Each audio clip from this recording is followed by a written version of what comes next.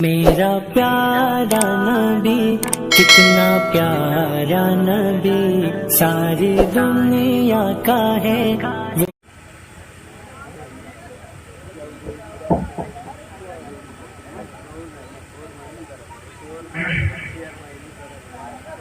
منبر رسول پہ جلوہ فرما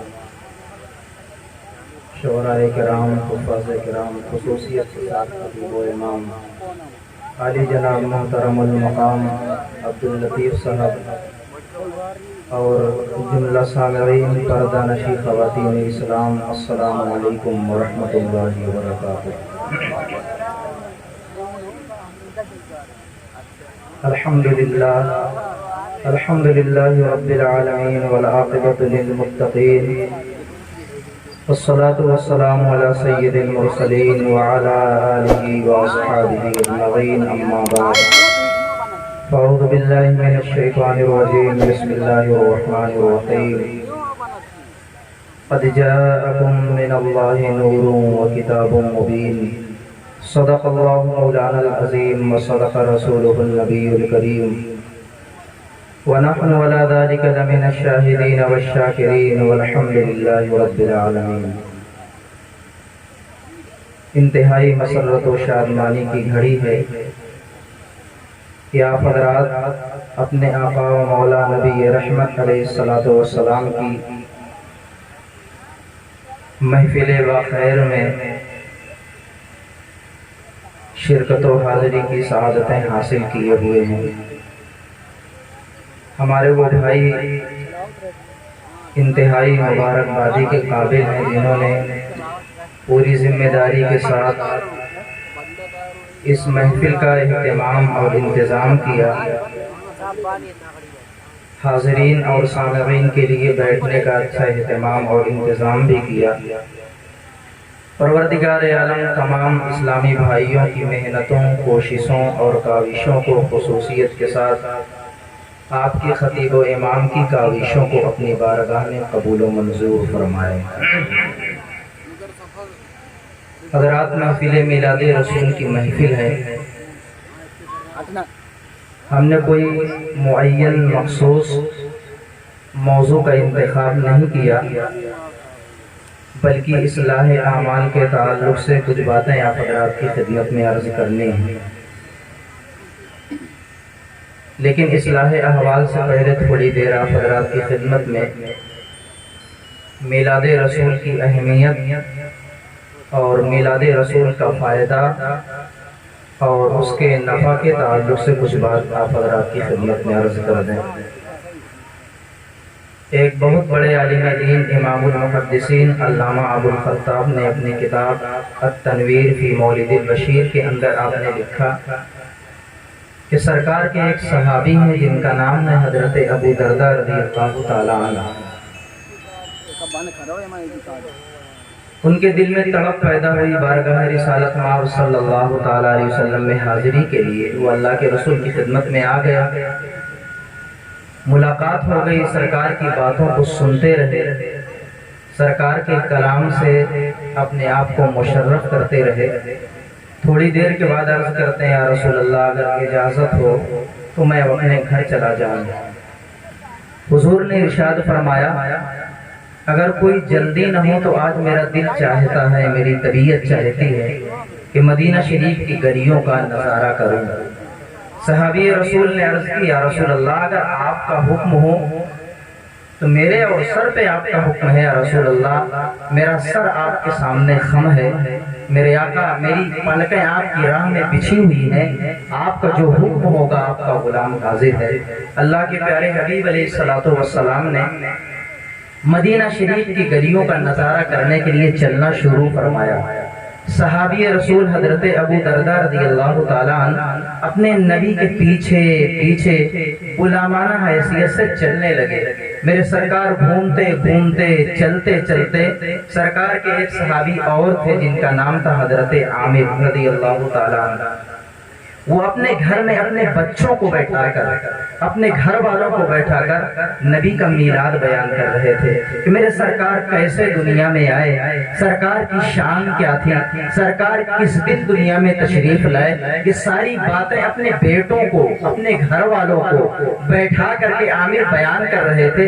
اور میرے سرکار مدینہ شریف کے گلیوں کا نظارہ کرتے کرتے عامر کے مکان کے قریب پہنچ گئے۔ حضور پہنچنے کے بعد عامر کے دروازے کے پاس کھڑے ہو گئے۔ میرے سرکار نے سن لیا کہ میرا غلام، میرا صحابی میری آمد کے واقعات بیان کر رہا، میرا چرچا کر رہا۔ مصطفیٰ ٹھہر گئے۔ اللہ کے حبیب نے ارشاد فرمایا، عامر تمہارے لیے مبارکبادی ہو۔ نبی صحابی کے لیے فرماتے ہیں، میرے صحابی میں تمہیں مبارکبادی دیتا ہوں۔ عرض کی میرے آقا یہ مبارکبادی کس چیز کی آپ ہمیں عطا کر رہے ہیں؟ مصطفیٰ فرماتے ہیں کہ ان اللہ فتح لک ابواب الرحمہ، اے میرے صحابی اللہ نے تیرے لیے رحمت کے دروازوں کو کھول دیا ہے۔ رحمت کے کتنے دروازے ہیں اللہ جانے، اللہ کے بتائے سے اس کے رسول جانے۔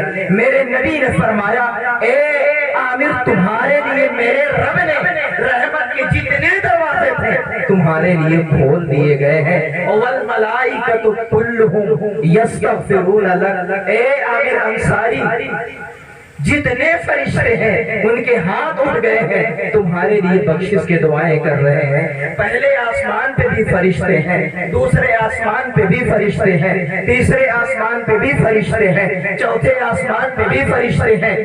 پہلے آسمان سے لے کر کے 7ویں آسمان تک فرشتے۔ اے عامر جس انداز میں آج تم نے میرا میلاد بیان کیا ہے، تمام فرشتے پہلے آسمان سے لے کر کے 7ویں آسمان تک تیرے لیے بخشش اور مغفرت کی دعائیں کر رہے ہیں۔ صحابی عرض کرتے، میرے مصطفیٰ یہ اجر و ثواب صرف مجھے مل رہا ہے، یہ آپ کا اور کوئی امتی دنیا کے کسی کونے میں، کسی گاؤں میں، کسی شہر میں میرے آقا آپ کا میلاد بیان کرے تو کیا یہی ثواب جو آج مجھے مل رہا میرے مصطفیٰ سے بھی عطا ہوگا؟ رحمت کی زبان کھلتی ہے۔ نبی فرماتے ہیں، اے میرے صحابی جس لب و لہجے کے ساتھ، جس انداز کے ساتھ آج تو نے میرا میلاد بیان کیا ہے، میرا کوئی امتی دنیا کے کسی کونے میں، کسی گاؤں میں میرا میلاد بیان کرے گا، جو ثواب تجھے آج مل رہا ہے وہی ثواب میرے امتی کو۔ سبحان اللہ۔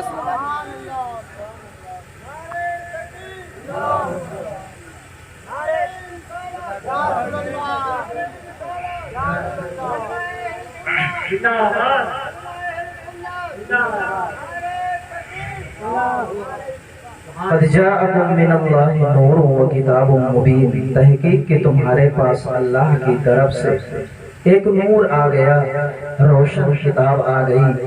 عزیزان ملت اسلامیہ، اپنے آقا کی ذرا عظمتیں آپ سنیں۔ پھر میرے نبی نے سماج کی برائیوں کو کیسے دور فرمایا، معاشرے کی خرابیوں کو مصطفیٰ نے اپنے عملی کردار اور حکیمانہ انداز تبلیغ سے میرے مصطفیٰ نے معاشرے کے برائیوں کو کیسے خاتمہ فرمایا، آپ اپنے کانوں سے سماعت فرمائیں گے۔ اللہ کے پیارے حبیب ہیں، سرکار کے ایک صحابی ہیں جن کا نام حضرت ابو ذر غفاری ہے۔ نبی نے بلایا اور بلانے کے بعد سرکار لے کے چلے قبرستان کی طرف۔ اللہ کے حبیب ابو ذر غفاری کو لے کے جب قبرستان پہنچے، نبی ایک قبر کے پاس کھڑے ہو گئے۔ کھڑے ہونے کے بعد میرے سرکار رونے لگے، آقا کے آنکھوں سے چشمان کرم بھیگ گئی۔ حضرت ابو ذر غفاری کی جب نظر پڑی مصطفیٰ کے آنکھ پہ، عرض کی میرے آقا آپ کی پلکیں بھیگ گئیں، میرے آقا کیا کوئی تکلیف آپ کو پہنچی ہے؟ اللہ کے پیارے حبیب نے فرمایا، میرا امتی ہے قبر کے نیچے عذاب میں مبتلا ہے۔ اللہ کے پیارے حبیب نے جب یہ بیان کیا، حضرت ابو ذر غفاری بھی رہے تھے۔ جبریل بارگاہ رسالت میں آ گئے، نبی کی خدمت میں عرض کی میرے مصطفیٰ آپ کیا روئے؟ کہ آسمان کے فرشتے رونے لگے۔ میرے سرکار نے اپنے اپنے امتی کو قبر کے نیچے عذاب میں مبتلا دیکھا، سرکار کی دریائے رحمت دیکھے، نبی آگے نہیں گئے، سرکار رک گئے اسی قبر کے پاس، سرکار کھڑے ہو گئے۔ کسی باپ کو اتنا پیار اپنے بیٹے سے نہیں جتنا مصطفیٰ کو اپنے امتی سے پیار ہے، کسی ماں کو اپنے اکلوتے بیٹے سے اتنا پیار نہیں جتنا مصطفیٰ کو اپنے امتی سے پیار ہے۔ میرے سرکار کھڑے ہو گئے، چشمان کرم سے آنسوؤں کی برسات جاری ہے، میرے نبی رو رہے ہیں۔ جبریل عرض کرتے ہیں آقا دعا فرما دیں امتی عذاب سے محفوظ ہو جائے۔ میرے نبی دعا فرمانے کے بعد اپنے دونوں دستے نبوت کو چہرے پہ پھیر لیا۔ سرکار نے ایک صحابی کو بلایا، فرمایا جاؤ بستی میں چلے جاؤ، اعلان کرو یہ کس قبیلے کا بیٹا ہے، کس ماں کا نور نظر ہے، کس باپ کا بیٹا ہے جو قبر کے نیچے دفن کیا گیا ہے۔ سرکار کھڑے ہیں، سرکار آگے نہیں جا رہے، لوگ گئے اعلان کر دیا، ایک ایک کر کے لوگ قبرستان کی طرف آتے رہے۔ نبی پوچھتے تھے کیا تمہارا بیٹا ہے، عورت آتی میرے نبی پوچھتے کیا تمہارا کلیجہ نور عین ہے، نفی میں جواب ملتا نبی میرا بیٹا نہیں ہے، میرا دل کا ٹکڑا نہیں ہے۔ سب سے آخر میں ایک ضعیفہ خاتون ہاتھوں میں ڈنڈا لے کر کے اٹھتے بیٹھتے ڈنڈے کے سہارے سے بارگاہ رسالت میں آ گئی۔ میرے نبی نے فرمایا بوڑھی ماں اب تو ہی بتا دے کیا یہ تیرا بیٹا ہے، عذاب قبر میں گرفتار ہے؟ میرے نبی نے پوچھا عرض کرتی میرے مصطفیٰ ہاں بیٹا تو میرا ہے۔ میرے نبی فرماتے اسے معاف کر دے، عذاب قبر میں مبتلا ہے۔ میرے نبی نے جو فرمایا نہیں نہیں میرے آقا میں اسے معاف نہیں کروں گی۔ یاد رکھو میرے دوستو ماں کے سینے میں جو شیشے سے زیادہ نازک دل ہے، اپنے بیٹے کی مصیبت کو جب ماں دیکھتی ہے تو ماں تڑپ جاتی ہے۔ عرض کرتے میرے نبی معاف تو نہیں کروں گی۔ سرکار فرماتے اچھا یہ بتا دے تیرے بیٹے نے کیا تجھے تکلیف دیا تھا، کیا تیری ماں تیرے بیٹے نے تجھے تکلیفیں دی تھی؟ عرض کی میرے مصطفیٰ بیٹا شراب پیتا تھا، میں سمجھاتی تھی مانتا نہ تھا۔ ایک دن شراب پی کے آیا تھا، میں نے منع کیا تھا، زمین سے ڈنڈا اٹھایا تھا، مصطفیٰ اتنے تیز سے ہاتھ پہ وار کیا تھا میرا ہاتھ ٹوٹ گیا تھا۔ دیکھیں مصطفیٰ نے ماں کی عظمت کو کتنا بلند کیا ہے، معاشرے کی خرابی کو پیغمبر نے کیسے دور فرمائی ہے۔ اللہ کے حبیب ہیں، امتی کے قبر کے پاس کھڑے ہیں، ماں آ گئی ہے۔ میرے نبی فرماتے ہیں خاتون ذرا اپنا کان اس قبر کے قریب کر، دیکھ ایک ہنگامہ برپا ہے، تیرا بیٹا چیخ رہا ہے، چلا رہا ہے، دعائی دے رہا ہے۔ جب ماں کان لگاتی ہے قبر کے قریب کرتی ہے، آواز کی کلیجہ دہلا دینے والی آواز تھی مصطفیٰ آگ مجھے بچائے، آگ کھائے جا رہی ہے، آگ جلائے جا رہی ہے۔ مصطفیٰ آگے بھی آگ ہے، مصطفیٰ پیچھے بھی آگ ہے، میرے آقا دائیں بھی آگ ہے، سرکار بائیں بھی آگ ہے۔ میرے نبی نے فرمایا خاتون تو نے سن لیا؟ عرض کرتی آقا آپ گواہ ہو جائیں، میں اپنے بیٹے کو معاف کرتی ہوں۔ پھر قبر کے نیچے سے آواز آتی ہے اے ماں تو چلی جا، مصطفیٰ کا رحمت والا قدم ٹھہرا ہوا ہے۔ میرے نبی کے قدم رحمت کی بنیاد پر رب کی رحمت بھی جوش میں آ گئی ہے۔ خدا نے قبر سے سبحان اللہ نبی تھی۔ میرے دوستو جو بیٹا اپنے ماں کو تکلیف دیتا ہے، جو بیٹا اپنے ماں پہ وار کرتا ہے، جو ماں کے ساتھ بدتمیزی کرتا ہے، آپ نے دیکھا کتنا برا حشر تھا لیکن ماں نے معاف کر دیا۔ مصطفیٰ تشریف لائے، آقا نے دعائیں فرما دی، پھر قبر جنت کی کیاری بن گئی نبی کی قدم مبارک کی برکت سے اور ماں کی دعا کی برکت سے۔ اللہ نے بیٹے کو عذاب قبر سے نجات عطا فرما دی ہے۔ لیکن آج معاشرے کا ماحول کیا ہے آپ دیکھیں، بچے کو ماں نے پالا، پڑھایا، لکھایا، اس کی پرورش فرمائی، لیکن جب بچہ جوان ہو گیا تو ہوش میں نہیں آتا ہے، وہ آپے سے بالکل باہر رہتا ہے۔ یہ نہیں سوچتا میری ماں نے، میرے باپ نے کتنے جتن کیے تھے، خون پسینہ ایک ایک کر کے، کبھی مجھے کرتے کی ضرورت ہوتی تو بازار سے خریدا جاتا تھا، چپل کی ضرورت ہوتی تھی تو ماں تو پھٹا ہوا، ٹوٹا ہوا، کٹا ہوا کپڑا سل سل کر کے اپنے چپلوں کو سی کر کے پہنتی ہے، لیکن اپنے بچی کا خواہش کو پورا کرنے کے لیے، اپنے بیٹے کا بھرم رکھنے کے لیے ماں باپ انہیں جگر پلا پلا کر کے رات دن ایک کر کے اپنے بچوں کو پروان چڑھاتے ہیں۔ لیکن بچہ جب جوانی کی دہلیز پہ قدم رکھتا ہے تو پھر اپنی ماں کو پیسہ نہیں، اپنے باپ کو پیسے نہیں، بھدی بھدی گالیوں سے بلکہ آنکھیں دکھاتا ہے، کبھی دھکے دے دے کر کے ماں اور باپ کے کلیجے کو ٹھیس پہنچاتا ہے۔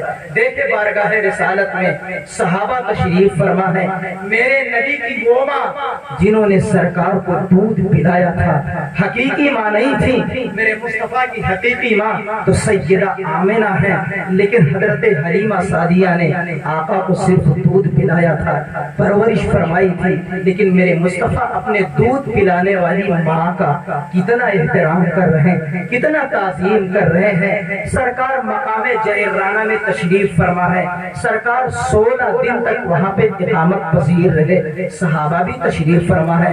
میرے مصطفیٰ صحابہ کے درمیان ایسے جلوہ فگن تھے جیسے ستاروں کے درمیان میں چاند جگمگاتا رہتا ہے۔ سامنے سے ایک خاتون کو آتا ہوا میرے نبی نے دیکھا، صحابہ نے دیکھ لیا، جب وہ عورت میرے نبی کے قریب آئی، سرکار نے اپنی جگہ چھوڑ دیا، مصطفیٰ نے چادر پاک کو ان کے لیے بچھا دیا، سرکار کے احترام کے ساتھ کھڑے رہے، اپنی چادر پہ انہیں بیٹھا لیا۔ جب تک خاتون بیٹھی رہی، میرے مصطفیٰ کی ساری توجہ، سرکار نے اپنی توجہ اس خاتون کی طرف کر لیا۔ میرے سرکار گفتگو کرتے رہے، صحابہ حیرت میں ڈوب گئے، چونکہ صحابہ نے پہچانا نہیں تھا کہ حلیمہ سعدیہ ہیں، حجاب کے ساتھ پردے کے ساتھ بارگاہ رسالت میں آئی تھی۔ چنانچہ میرے نبی گفتگو کرتے رہے، باتیں کرتے رہے، جب حلیمہ سعدیہ اٹھی اور اٹھنے کے بعد جانے لگی، صحابہ کے دلوں میں تڑپ پیدا ہو گئی۔ میرے نبی نے اتنا ادب کیا، سرکار نے اتنی تعظیم کی، سرکار نے اتنا احترام کیا۔ صحابہ عرض کرتے میرے نبی ذرا بتا دیا جائے یہ کون محترمہ خاتون تھی، کس عظمت کی مالک تھی؟ میرے نبی اتنا اپنے احترام فرمایا، رسول کی زبان کھلتی ہے۔ آقا فرماتے صحابہ تم نے پہچانا نہیں، انہیں حلیمہ سعدیہ کہا جاتا ہے، انہوں نے مجھے دودھ پلایا ہے۔ ارے جس نبی نے اپنی دودھ پلانے والی ماں کے ساتھ اتنا ادب احترام کیا ہو، اگر آمنہ آ جاتی تو میرے مصطفیٰ کے ادب کا عالم کیا ہوتا، مصطفیٰ کے احترام کا عالم کیا ہوتا۔ جو ماں نے صرف دودھ پلایا ہے، مصطفیٰ اتنی تعظیم کرتے ہیں، سیدہ آمنہ آ جاتی تو میرے مصطفیٰ کے تعظیم اور احترام کا کیا؟